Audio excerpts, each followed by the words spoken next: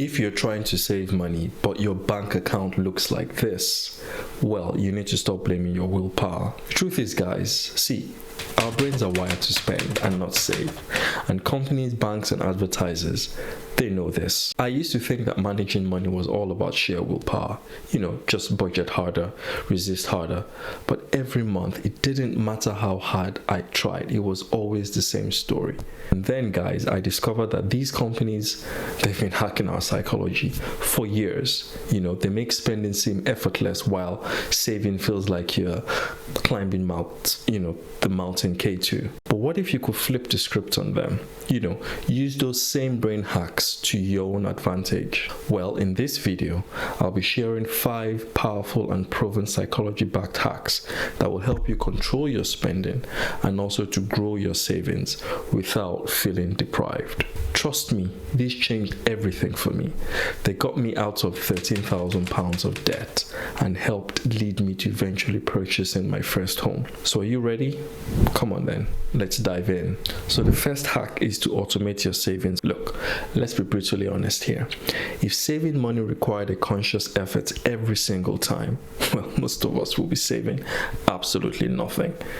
See, guys, our brains are inherently lazy and they crave the path of least resistance. And this was a concept that was explained in the book Nudge by Richard Taylor. You see, he said that making savings optional is like hoping you will feel like you're going to the gym at 6 a.m. It rarely happens. And then there's, of course, the other trap, I'll save whatever's left at the end of the month. Here, tell me, how often is there anything substantially left over? Exactly. Plus, you see, our brains hate loss. It's actively the idea of moving money to savings can feel like you are losing it right now. And that triggers a nope, I'm going to spend instead reaction. So we need to outsmart ourselves. And what's the solution? You pay yourselves first, automatically. You treat your savings like it's your rent or your Netflix subscription. It's an unescapable bill. And here's how to make savings effortless. The first step is you decide on a percentage. So you pick a percentage of your income to save, 10%, 5%, heck, even 1% is better than nothing. You need to start somewhere that does not induce panic in your brain. Step 2 is to set up an automatic transfer. Now, the moment that your salary lands, you have to have that percentage automatically transferred to a separate savings account. Do this before you can even touch it or think about it. And step 3 is to make sure that savings account is really hard to touch. So ideally, you will use an account maybe in a different bank, one that's not linked to your debit card or to your Apple Pay. A little friction will go a long way in preventing some casual dips. Make sure you hide it from your impulsive self. Make future you work for it a little bit. Step 4 is to start small and then grow. You see, if automating 500 feels scary, why don't you start small? Start with maybe 100. Seriously, you probably wouldn't miss it. Once you're comfortable, then you bump it up. Remember, this isn't about willpower. It's about building a system where savings will happen without you even trying. You pay future you first, automatically. And then hack 2 is to master your impulse spending. Okay, guys, look, automation helps build savings, but what about stopping that money from leaking out through your crazy impulse buys?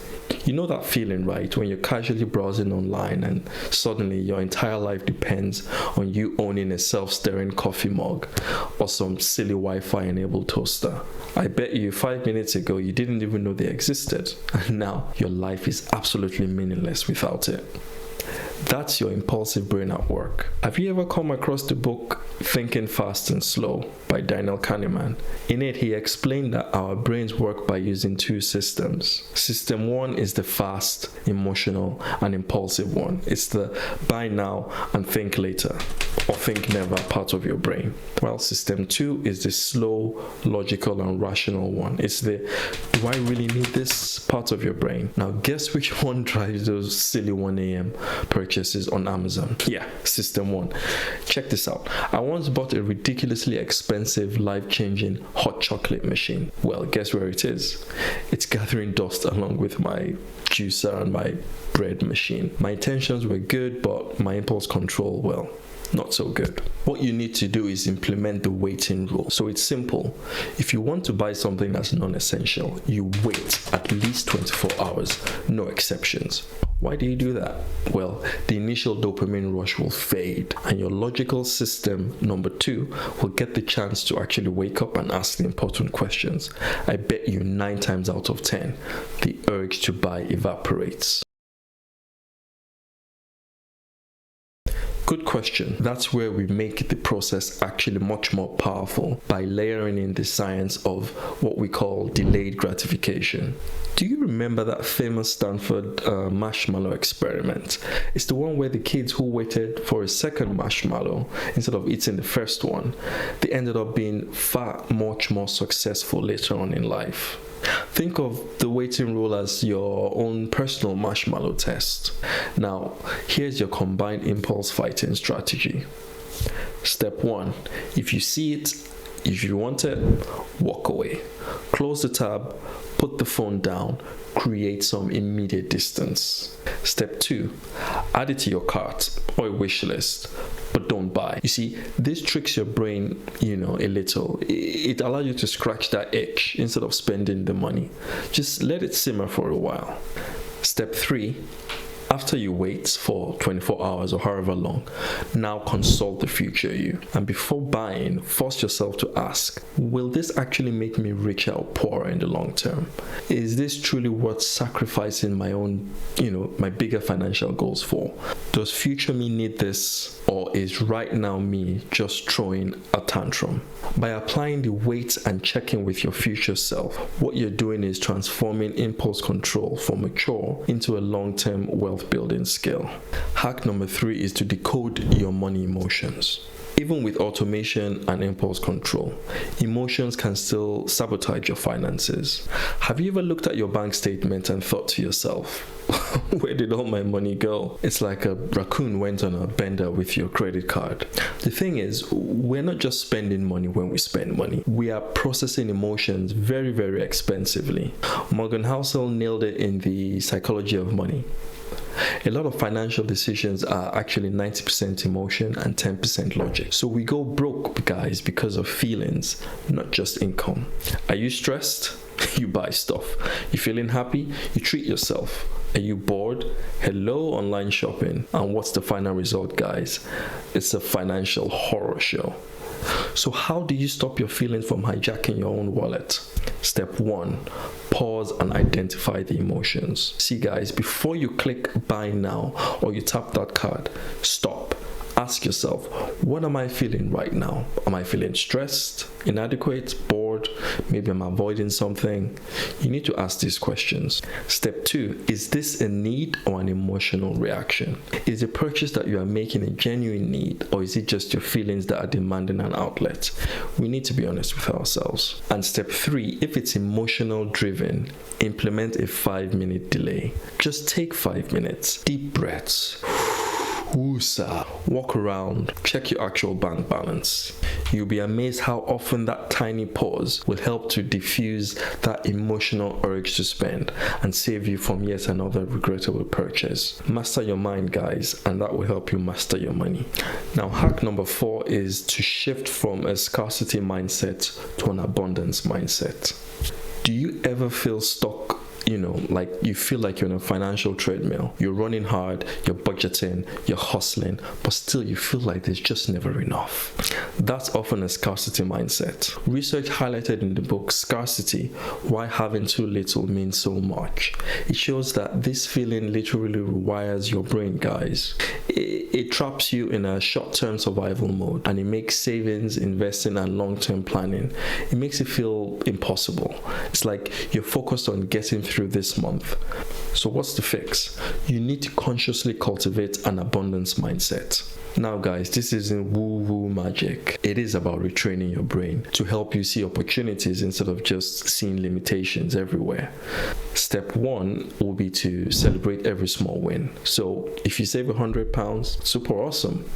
Did you pay off a small debt? It's fantastic. You need to acknowledge and celebrate progress. Small wins, they help you build momentum and they help prove to your brain that growth is actually happening. Step 2 is to reframe your thinking. So guys, if you catch yourself saying, for example, oh, I can't afford this, stop. You need to ask yourself instead, how can I afford this? And what this does is it helps to shift your mindset from a problem finding mode to a problem solving mode. And step 3 is to track what you do have and what you are growing. So guys, stop obsessing over what you lack. Instead, try and focus on your growing savings balance. However small it is, you're developing skills and also you're increasing earning potential. You need to focus on your growth and not your limitations. Changing your mindset will not magically make money, suddenly appear, but what it will do is to change how you approach making decisions, how you spot opportunities, and ultimately it will help you break free from the scarcity trap. Hack number 5 is to build easy financial habits. Okay guys, so we've tackled some big strategies here, but consistency comes down to habits, and relying on willpower alone to build good money habits, forget it. Do you remember starting a budget? Perhaps you started it with, really enthusiasm, only for it to fizzle out by week 3. Yeah, I've been there. Yeah, pretty much. As James Clear explains in Atomic Habits, willpower is like a battery that drains really fast. See guys, here's the thing. Motivation will fade over time, but systems will last forever. If you have a good habit and it's really hard, what happens is your brain will just find excuses not to do it. So what's the fix? You need to make good financial habits stupidly easy. And how do you do this? You do it by designing a system where the right choice is always the easiest choice. And to do this, we start with step 1, by attaching new habits to existing routines. Now you need to link what you want to do with what you already do. So for example, you check your budget while you're having your early Sunday morning coffee, or you glance at your bank balance, right after checking your daily emails, or maybe you update your spending immediately after you do your food shopping checkout. You need to piggyback your new routines onto your old habits, because that will make your new routines feel less like work. Step 2 is to remove friction for good habits and add friction to the bad ones. Make doing the right thing effortless. It's just that simple. Do you hate tracking expenses? Use an app that will help you automate it. Do you want to save more? Automate it. Remember the first hack? That's what we did. Do you want to stop impulse buying? Delete shopping apps from your phone. Amazon is the biggest culprit. And step 3 is to reward yourselves occasionally. Bribe your brain. You see, your brain loves rewards, guys. It's that sweet hit of dopamine. Use that. For example, guys, if you hit a savings goal recently, well, plan a guilt-free treat. One that doesn't break the bank though. Have you stuck to your budget all month? Well, do something fun. If you associate good habits with positive reinforcement, it makes these habits stick, because now we're essentially scamming our own brains into financial responsibility. Alright guys, you've soaked up some pretty powerful psychology-backed hacks that will help you manage your money better. I bet you're feeling like financial geniuses right now, but here's the crucial part. Knowing isn't doing. I've been there. I've binge watched all the financial videos, I've read all the books, read all the articles, felt super smart, and then I do absolutely nothing differently. Bingo, knowledge is useless without action. So, look, information alone will not change your life, but action will. Do not fall victim to the, oh, I'll start tomorrow curse. Tomorrow never comes. Your brain loves procrastination. You will always find a way to delay the change. Heck, weeks, months, years can pass, and your financial situation will stay exactly the same. So what's the fix? Action over perfection, right now. Okay guys, so you've just unlocked the secrets to your money brain. Yay, pretty powerful stuff. But knowing why you overspend is absolutely useless if you don't tackle the biggest consequence of overspending, which is debt. That scarcity mindset, those impulse buys, that's exactly why understanding how your brain works is super important. So click here to watch my next video, where I will show you exactly how I use these brain hacks and a practical, easy to follow step-by-step system to help me crush over £13,000 worth of debt.